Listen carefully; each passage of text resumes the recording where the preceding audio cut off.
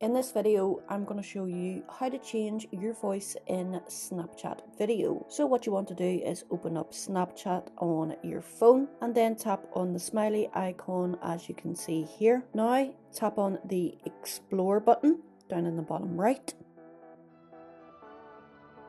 And then on the search bar, you want to tap on this. Once you tap on it, tap in Voice Changer and you'll be greeted with a number of different voice changing options.